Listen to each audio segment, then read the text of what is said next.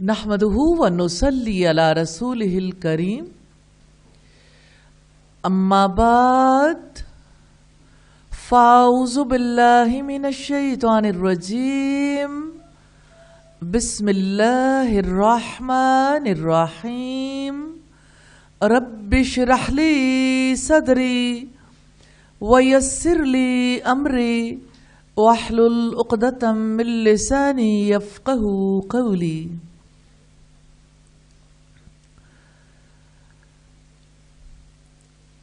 انسان اللہ تعالیٰ کی بہترین مخلوق ہے لیکن بہت کمپلیکسڈ ہے۔ جتنی مخلوقات ہیں یا تو وہ روح نہیں رکھتی جیسے جمادات ہیں، تو ظاہر ہے کہ ان کا صرف ایک ہی پہلو نمایاں ہے، ان کا جسمانی وجود، جس سے ہم انہیں انڈرسٹینڈ کر سکتے ہیں، لیکن سائنٹیفکلی ہم پروو نہیں کر سکتے کہ ان میں حیات ہے۔ لیکن ہمیں محمد صلی اللہ علیہ وسلم کی تعلیمات سے کچھ اور پتہ چلتا ہے کہ ان میں بھی حیات ہے۔ ہمارا موضوع نہیں آج کا، ورنہ ہم اس کے اوپر ضرور بات چیت کرتے۔ دو ریفرنسز ضرور اس بارے میں دینا چاہتی ہوں تاکہ آپ کا ذہن کہیں وہیں الجھا نہ رہ جائے کہ آپ صلی اللہ علیہ وسلم نے ایک دفعہ کنکریوں کو اٹھا کے لوگوں کو اس کی تسبیح سنائی تھی، اور ایک بار آپ صلی اللہ علیہ وسلم نے جب اپنا ممبر بدلا تھا تو اس کے رونے کی آوازیں آتی تھیں، اور صحابہ کرام نے بھی ان چیزوں کو ایکسپیرینس کیا تھا۔ تو اٹ مینس کہ وہ لائف تو ہے، ابھی انسان ایکسپلور نہیں کر سکا وہ کس قسم کی لائف ہے۔ تو زندگی کا ایک حصہ ہے جسمانی وجود، جیسے آپ کے یہاں سورج ہے، چاند ہے، ستارے ہیں، یا پتھر ہیں، زمین ہے، مٹی ہے، یہ سب چیزیں ایسی ہیں جن کو بظاہر ہم صرف سمجھتے ہیں کہ یہ بے جان چیزیں ہیں۔ واللہ عالم، اللہ تعالیٰ بہتر جانتا ہے ان کی حقیقت کو۔ دوسری قسم کے مخلوقات وہ ہیں جن کا جسم ہے اور ان کے اندر روح ہے، اور اعلیٰ ترین درجے پر انسان ہے جس کا جسم بھی ہے، جس کی روح بھی ہے، اور جس کے اندر عقل بھی ہے۔ الحمدللہ رب العالمین۔ کمپلیکسڈ ہے انسان، کیونکہ ایک طرف اس کی عقل کام کرتی ہے، اثرات روح پر مرتب ہوتے ہیں، جسم بھی اس کو سفر کرتا ہے۔ چلیں آپ ایک چھوٹی سی اگزامپل دیکھیں، جیسے جب آپ غم کی کیفیت میں ہوتے ہیں اس وقت آپ کتنا سوچ سکتے ہیں؟ یعنی غم کے علاوہ کسی اور چیز کے بارے میں آپ کس حد تک سوچنے کے قابل ہوتے ہیں؟ غم حاوی آ جاتا ہے، اور اسی طرح سے غصہ بھی حاوی آ جاتا ہے، اسی طرح سے خوف بھی حاوی آ جاتا ہے۔ تو اس کا مطلب ہے عقل پر جو چیز حاوی آ جاتی ہے، عقل اس کے مطابق تو سوچتی ہے، اس سے باہر کچھ بھی نہیں سوچتی۔ تو انسانی وجود میں عقل کی بے حد امپورٹنس ہے۔ عقل چونکہ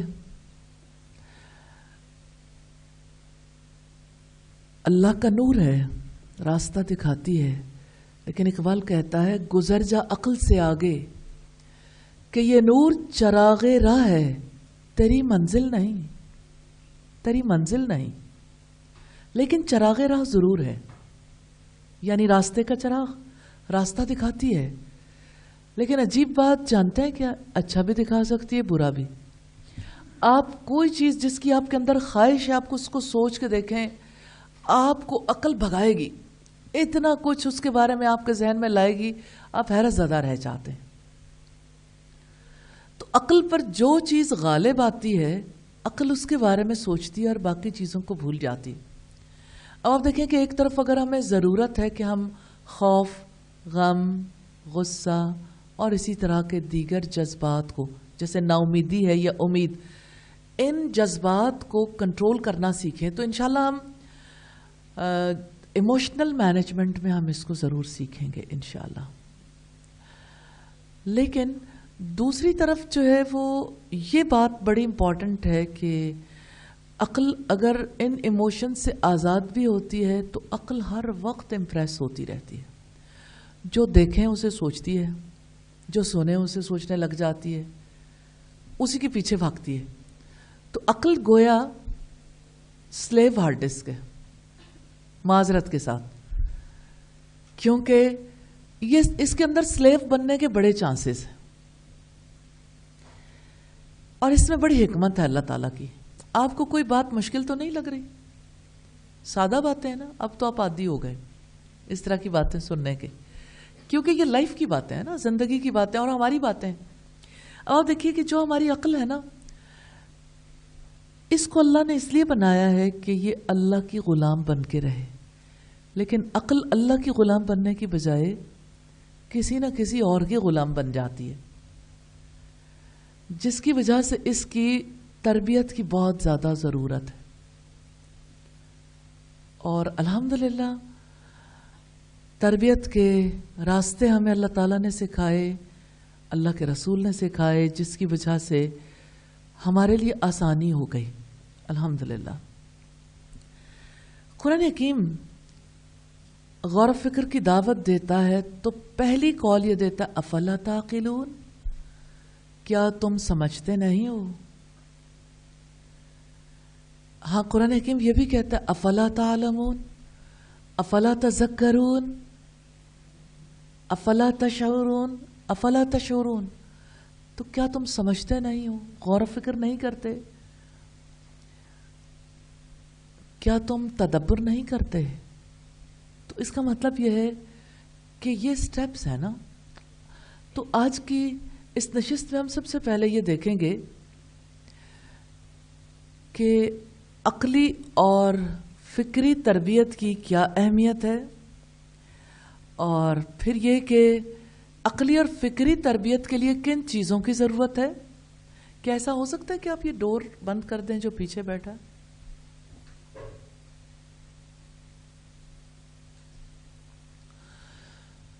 تو عقلی اور فکری تربیت کے لیے کون کون سے سورسز کی ضرورت ہے, کیا راستے اختیار کرنے کی ضرورت ہے؟ تو بچے کی ایمانی تربیت کی حیثیت بنیاد رکھنے کی طرح ہے, یعنی جیسے بیس ہے کسی چیز کی, روٹ ہے. جسمانی تربیت اس کو بنانا, اس کو تیار کرنا ہے اور اس کو پریزنٹیبل رکھنا بھی ہے, اور اس کی صحت اور اس کے باقی معاملات کا خیال رکھنا ہے. اخلاقی تربیت عادی بنانا ہے, یعنی جب آپ اخلاق کی تربیت کرتے ہیں تو اس کی اچھی عادات کے لیے آپ ایفرٹ کرتے ہیں اور بری عادات سے چھٹکارا دلانے کی کوشش کرتے ہیں. تو اخلاقی تربیت عادی بنانا اور اس پر ڈھالنا ہے, اور عقلی تربیت کے ذریعے اس کو سمجھدار, تعلیم یافتہ اور ترقی یافتہ بنانا. تو ایمان اس وقت کتنی عمدہ چیز ہوتی ہے جب اس کے ساتھ فکر کا جوڑ پیدا ہو جاتا ہے. یعنی دیکھیے ایمان یقین ہے نا, اور علم کے بعد آپ کو یہ یقین ملتا ہے, لیکن غور و فکر کرنے والا ایمان میں آگے بڑھتا چلا جاتا ہے الحمدللہ. اور اخلاق کتنی عمدہ چیز ہے جب اس کے ساتھ صحت کا ربط اور تعلق پیدا ہو جائے. تو زندگی میں آپ دیکھیے کہ جن لوگوں کی عقلی تربیت نہیں ہوتی وہ اپنی زندگی سے بہت زیادہ فائدہ اٹھانے میں کامیاب نہیں ہوتے. اسی وجہ سے قوموں میں یہ شعور ضرور پایا جاتا ہے کہ آنے والی نسلوں کو علم سکھایا جائے, لیکن علم سکھانے کے بارے میں جب صحیح نقطہ نظر کسی کے پاس نہیں ہوتا تو وہ مار کھا جاتے ہیں. اس لیے کہ کوئی نو ڈاؤٹ کہ کسی کو لینگویجز سکھائی جائیں, فرق تو آتا ہے, کمیونیکیشن اچھی ہو جاتی ہے, اس میں بھی کوئی شک نہیں. کوئی نیچرل سائنسز سیکھتا ہے تو فینومینا کا پتہ چلتا ہے نا. سوشل سائنسز سیکھنے کی وجہ سے کتنا کچھ ہے جو انسان کے علم میں آتا ہے, اور انسان زندگی کی کہانی کو اور زندگی میں ایک دوسرے کے ساتھ رہنے سہنے کو, ان چیزوں کو کتنا سمجھنے کے قابل ہو جاتا ہے. لیکن بغیر روٹ کے یہ علم انسان کو نفع نہیں دیتا، اس کی جڑ بنیاد نہیں ہے نا. میں سادہ سی اگزامپل آپ کو دیتی ہوں. جیسے سائنس ہمیں یہ تو بتاتی ہے کہ اشیاء کا کیا قانون ہے. آپ کا پانی کا جو مولیکیول بنتا ہے وہ ہائیڈروجن کے 2 اور آکسیجن کے 1 ایٹم سے مل کر بنتا ہے. بناتا کون ہے؟ سائنس کبھی نہیں بتا پاتی. اتنی سادہ سی بات ہے، سالو ہی نہیں ہو سکی. سائنٹیفکلی آپ بتا ہی نہیں سکتے. بگ بینگ ہوا تھا، کائنات وجود میں آئی، کیا کس نے تھا؟ سائنس نہیں بتاتی. تو اس کا مطلب یہ ہے کہ جتنے انسانی علوم ہیں ادھورے ہیں، ان کی جڑ بنیاد نہیں ہے. جب کسی چیز کی جڑ بنیاد نہیں ہوتی تو اس کا یہ مطلب نہیں ہوتا کہ اس کا وجود نہیں ہوتا. وجود ہوتا تو ہے لیکن ناکافی. اس کے بارے میں کافی علم کی ضرورت ہمیشہ رہتی ہے. اسی وجہ سے جتنی جی چاہے سائنٹیفک ریسرچز کر لیں یہ سلسلہ بڑھتا ہی چلا جائے گا، کیونکہ کائنات اتنی وسیع ہے کہ تحقیقات کا سلسلہ رک نہیں سکتا. لیکن کسی تحقیق کے نتیجے میں کوئی سائنسدان کب حق تک پہنچا ہے. اقبال نے کہا، ڈھونڈنے والا ستاروں کی گزرگاہوں کا اپنے افکار کی دنیا کا سفر کر نہ سکا. یعنی اپنی فکر کی دنیا کیا ہے اس کو بھی نہیں جانچ سکا. ڈھونڈنے والا ستاروں کی گزرگاہوں کا، کہ کہاں ستارے کدھر سے نکلتے ہیں، کدھر چلتے ہیں، ان کا سفر کیسے ہوتا ہے.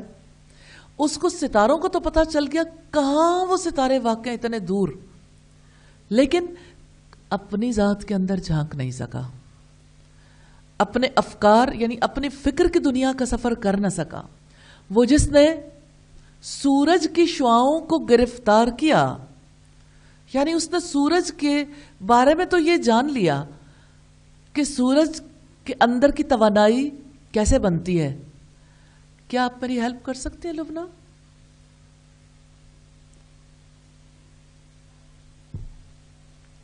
جی. تو آپ یہ دیکھیے کہ انسان اگر اپنے اندر جھانکنے کے قابل نہ ہو تو اس کو زندگی گزارنے کے راستے طریقے پتہ نہیں چلتے. وہ جس نے سورج کی شعاؤں کو گرفتار کیا، زندگی کی شب تاریک سحر کر نہ سکا. یعنی زندگی میں جو تاریکیاں ہیں، ظلمات ہیں، زندگی کے جو مسائل ہیں، زندگی میں انسانوں کو جو دکھ ہے، انسانوں کی جو کیفیت ہے، اس کا کوئی سلوشن کسی سائنٹسٹ کے پاس نہیں ہے. سائنٹسٹ یہ نہیں بتاتا کہ انسانوں کا اطمینان کس چیز میں ہے، انسان کیسے مطمئن اور خوش زندگی گزار سکتے ہیں. ہاں وہ ہو سکتا ہے کہ کیمیکلی یہ بتا دیں کہ فلاں کیمیکل جو ہے وہ اس کی مقدار میں کمی بیشی ہوتی ہے تو انسان کو ڈپریشن ہو جاتا ہے، اور فلاں چیز اگر وہ یوز کرے بنانا کھانے سے انسان کا موڈ خوشگوار ہو جاتا ہے.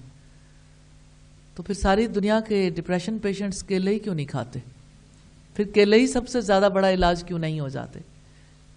انسان کو ایک حیوان سمجھتے ہیں نا، کہ حیوانی ضروریات اگر پوری ہو جائیں تو اس کی عقلی، فکری اور روحانی ضروریات بھی پوری ہو جائیں گی. تو میرا خیال ہے کہ اتنی بات چیت کافی ہے اس حوالے سے کہ عقلی اور فکری تربیت کی ضرورت اپنی جگہ پر ہے، کیونکہ جتنے علوم ہیں ان علوم کے توسط سے ٹریننگ آف مائنڈ ہوتی ہے میتھمیٹکس سے بھی، لیکن زندگی کے مسائل کو سولو کرنے کے لیے میتھمیٹکس کیا کر لے گا؟ زندگی میں جو انسان کو چاہیے، انسان کے جو مسائل ہیں، انسان جن باتوں سے پریشان اٹھتا ہے، اور انسان کو جس حقیقت کی تلاش ہے، اس نے زندگی کے بعد کہاں جانا ہے، اگلی حیات میں کیا ہوگا، کسی چیز کے بارے میں کوئی ہیلپ نہیں کر سکتا. نہ نیچرل سائنسز سے بلانگ کرنے والے سائنٹسٹ جو ہیں، یعنی نہ وہ کر سکتے ہیں، نہ سوشل سائنسز پر جو ریسرچرز کام کرتے ہیں وہ کر سکتے ہیں. پھر اس بارے میں کون ہیلپ کرتا ہے؟ جس نے پیدا کیا. اس نے اپنے رسولوں کے توسط سے، اس نے اپنی کتابوں کے توسط سے رہنمائی کی ہے. تو ہم اس رہنمائی کو دیکھیں گے جہاں انسان پر بات چیت ہے. اور کتنی دلچسپ بات ہے. رب العزت فرماتے ہیں لَقَدْ أَنزَلْنَا إِلَيْكُمْ كِتَابًا فِيهِ ذِكْرُكُمْ أَفَلَا تَعْقِلُونَ. بلا شبہ یقیناً ہم نے تمہاری طرف کتاب نازل کی ہے، اس میں تمہارا ہی ذکر ہے، کیا تم سمجھتے نہیں ہو؟ تو اللہ کی کتاب کا موضوع ہی انسان ہے.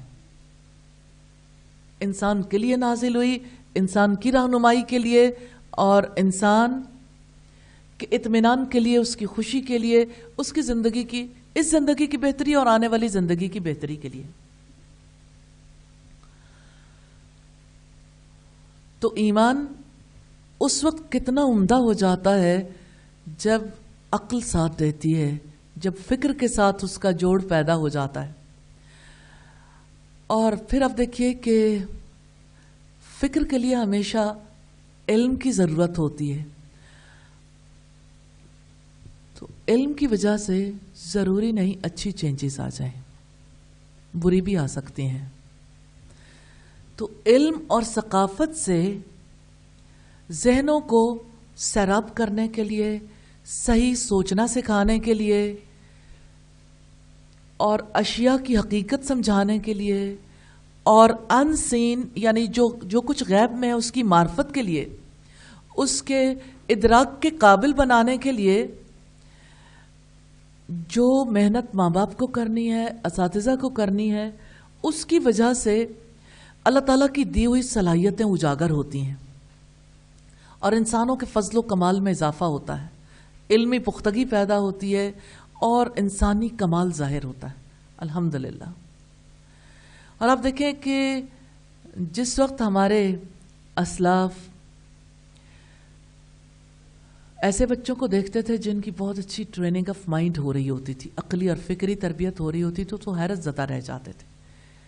جیسے احمد بن تیمیہ، ایک چھوٹا سا بچہ تھا جس کے بارے میں یعنی چند برس کا بچہ، شاید 7-8 سال کا بچہ تھا، اور اس کے بارے میں پوری دنیا میں شہرت ہو گئی تھی.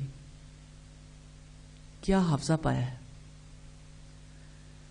کیا فضل اور کیا کمال حاصل ہے ایک چھوٹے بچے کو. تو دیکھنے کے لیے لوگ پہنچتے تھے. وہ کون ہے جس کی اتنی اچھی عقلی تربیت ہوئی، اتنی عمدہ فکری تربیت ہوئی؟ تو دیکھنے والوں نے جب جا کے جانچا تو انہوں نے کہا یہ بچہ دنیا میں بہت بڑا نام پیدا کرے گا، علم میں فضل اور کمال تک پہنچے گا.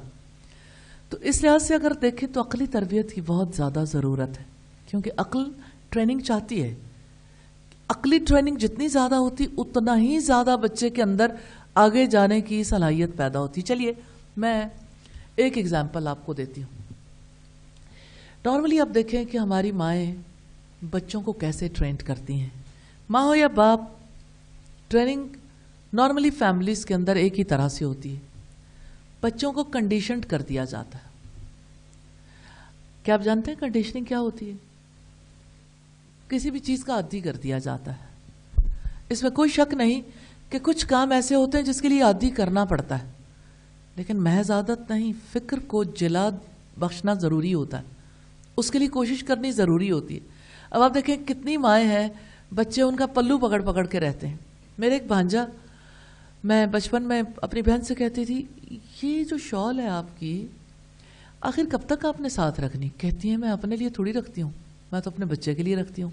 میں نے کہا بچے کا کیا پرابلم ہے، وہ کیوں شال کو پسند کرتا ہے؟ کہتی اس کے بغیر اسے نیند ہی نہیں آتی.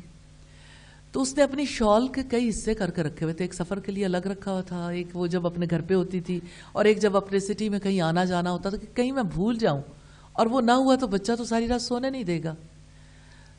تو کنڈیشننگ ہو گئی نا.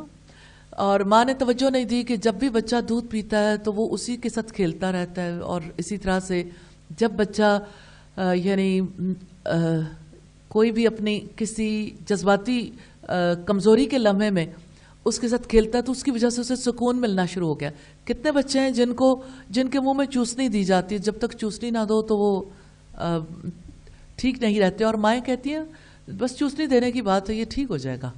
بس ہر کسی ماں کو یہ پتا ہے، چوسنے کے ساتھ شکر کے ساتھ کنڈیشنڈ کر دیا، کسی کے دوپٹے کے ساتھ کنڈیشننگ ہو گئی، کسی کی کسی اور چیز، کوئی تکیہ لے کے پھرتے ہیں، کوئی بچہ کوشن لے کے پھرتا ہے، کوئی اپنا کوئی ٹوائے ہے خاص اس کے ساتھ کنڈیشنڈ ہو جاتا ہے، کسی کی اپنی فیڈر کے ساتھ کنڈیشننگ ہو گئی ہے، اور بڑے ہوتے ہیں تو پھر بھی کنڈیشننگ ہو جاتی.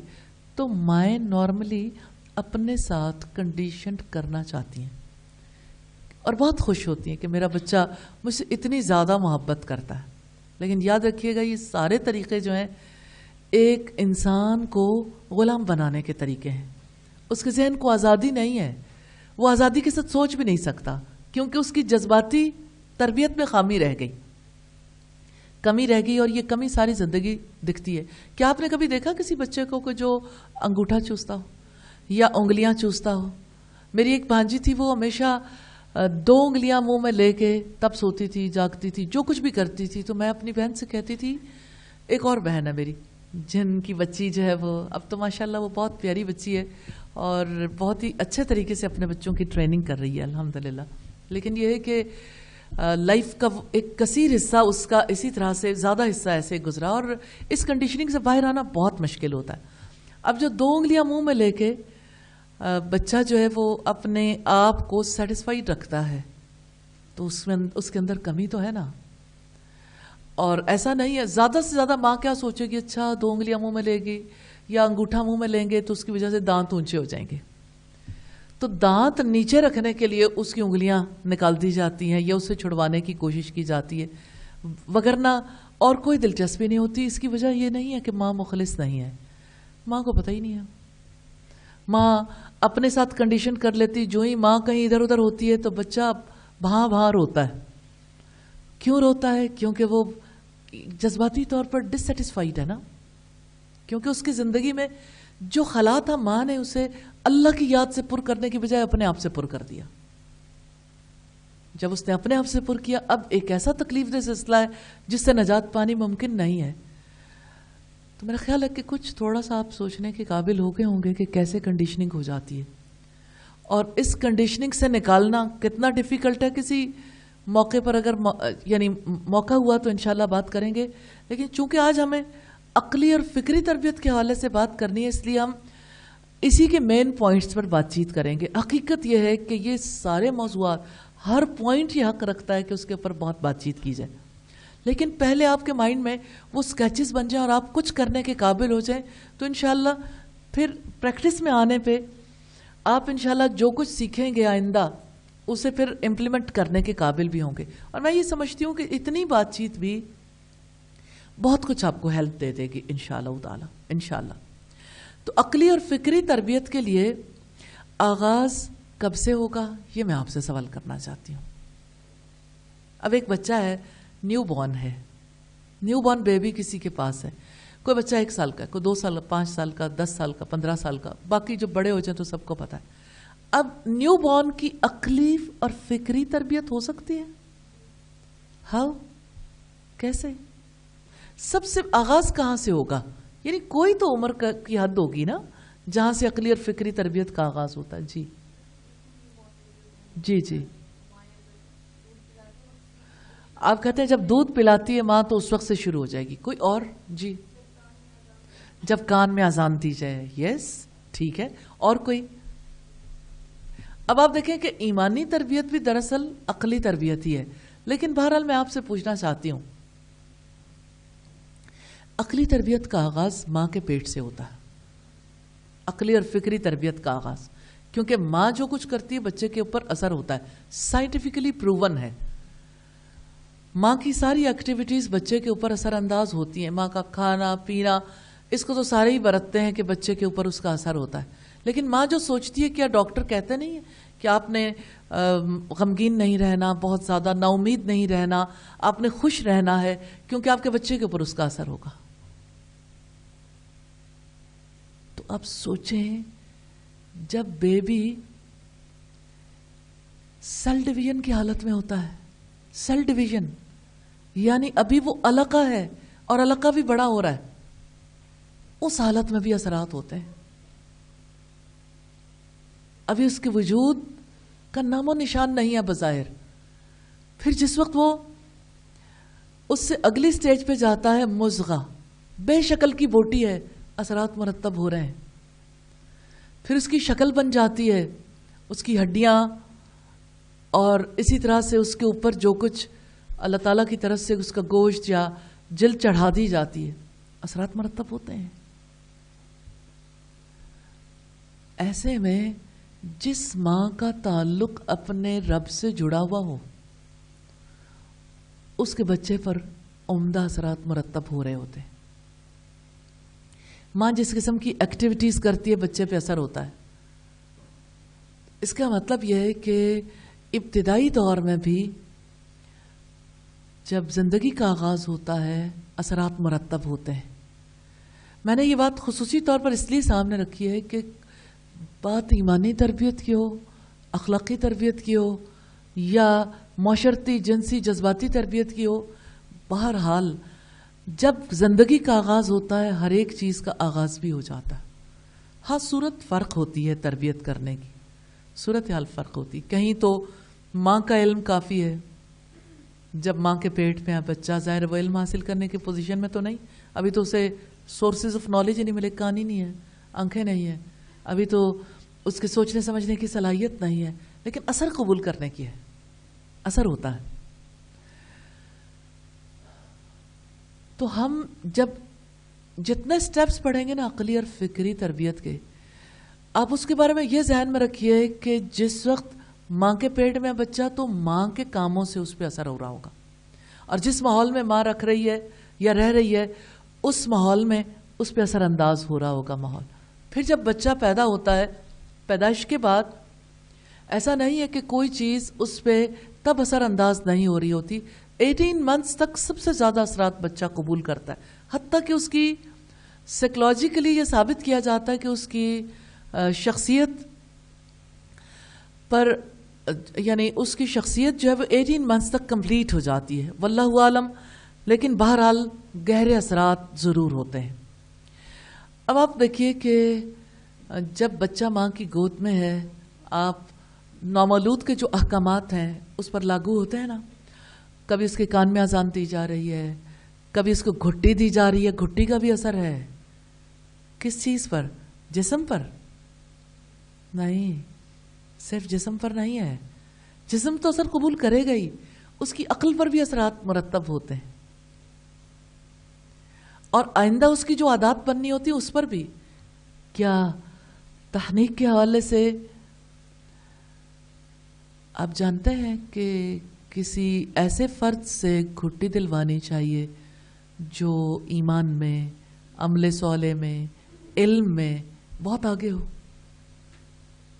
یہ ہماری سوسائٹی کی ایک جاہل خاتون بھی سمجھتی ہے کہ گھٹی ایسے فرد سے دلوانی چاہیے جو اللہ کا پسندیدہ ہو، جس کے پاس ایمان زیادہ ہو، جو عمل صالح میں آگے ہو، تاکہ بچے پر بھی اس کے اثرات مرتب ہو. اچھا پھر اب دیکھیے کہ جیسے وہ بچے کا عقیقہ کیا جاتا ہے، کیا بچے کے عقیقے کے اثرات اس کی عقل پر مرتب ہوتے ہیں؟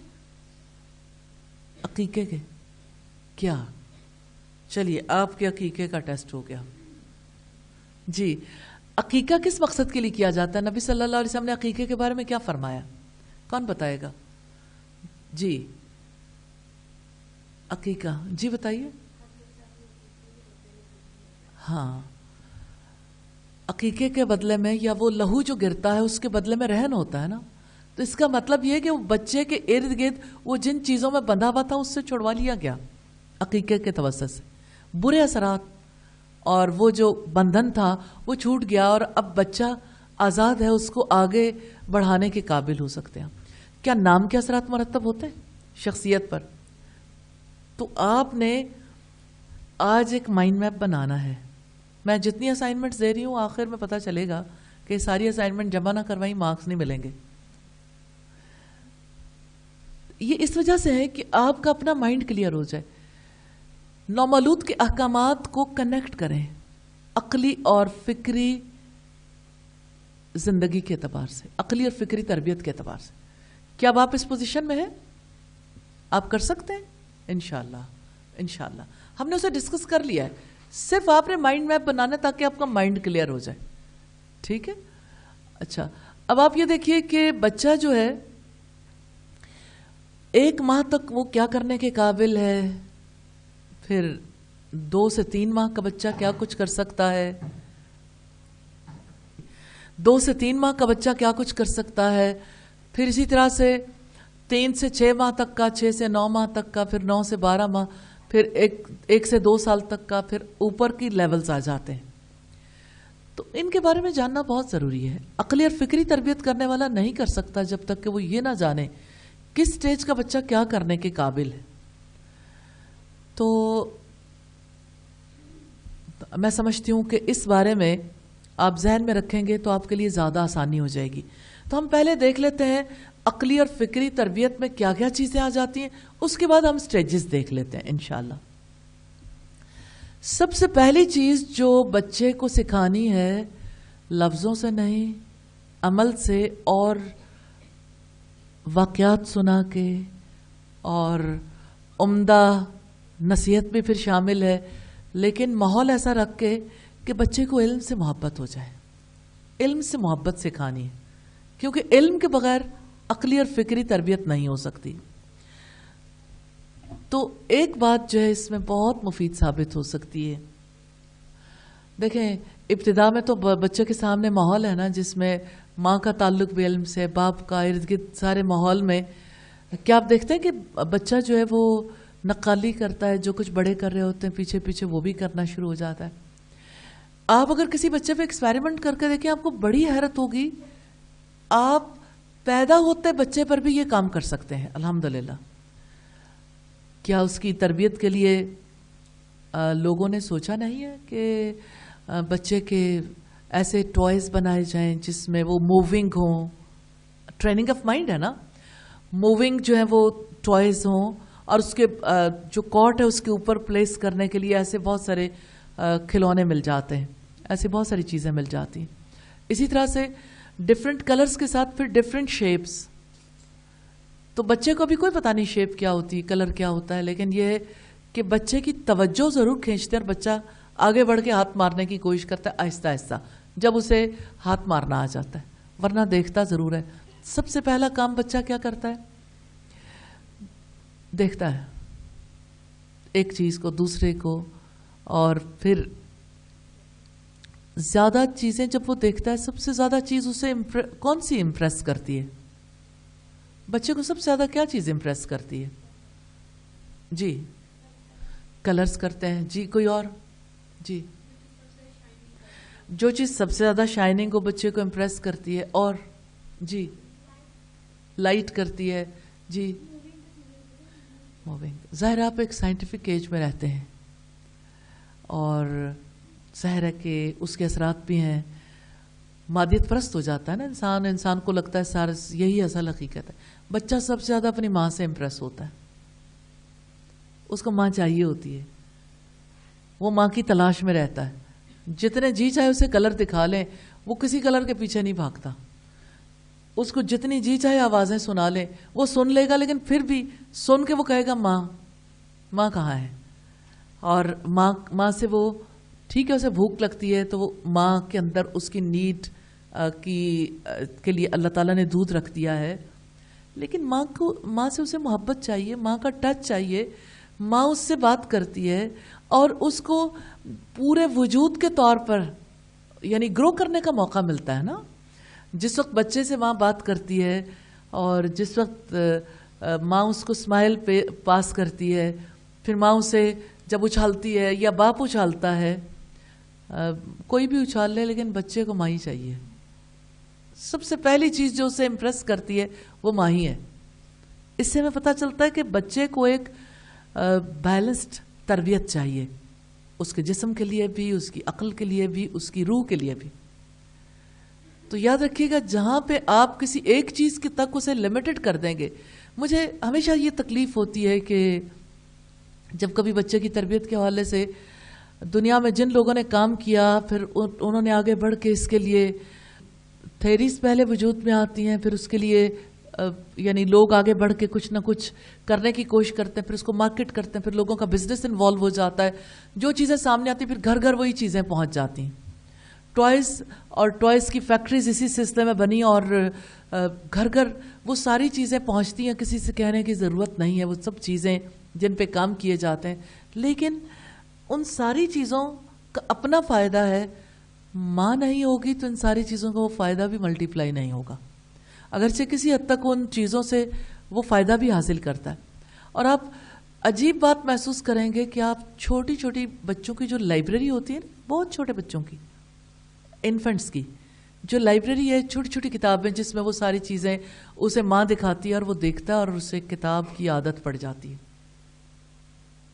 اور یہ عادت کوئی پہلے مہینے سے بعد میں نہیں، پہلے مہینے میں ہی، بھلے سے وہ نہ پکڑے، نہ دیکھ سکتا ہو، لیکن فوکس کروانا. کیا علم کے لیے فوکس کرنا ضروری ہوتا ہے؟ کسی ایک جگہ پر نگاہ رکھنے کے قابل ہو جائے. میری چھوٹی بیٹی ہے، جس وقت میری بہن اسے دیکھنے کے لیے آئی تو کہتی ہیں کہ یہ کس قدر فوکس کرتی ہے، نظر نہیں ہٹاتی. بچے کی نظر تو فوراً ادھر ادھر پھر جاتی ہے. ٹریننگ میٹربل، اللہ کا فضل تو اپنی جگہ پر ہوتا ہے، لیکن ٹریننگ کا بھی اثر ہوتا ہے. تو بچے کو فوکس رکھنا سکھانا، سننا سکھانا، اور بچے کو اضطراب سے بچانا، بچے کو رونے سے بچانا، یہ سب چیزیں اس کی عقلی اور فکری تربیت کے لیے بہت زیادہ مناسب ہوتی ہیں. لیکن علم سے محبت سکھانی بہت ضروری ہے، علم سے محبت.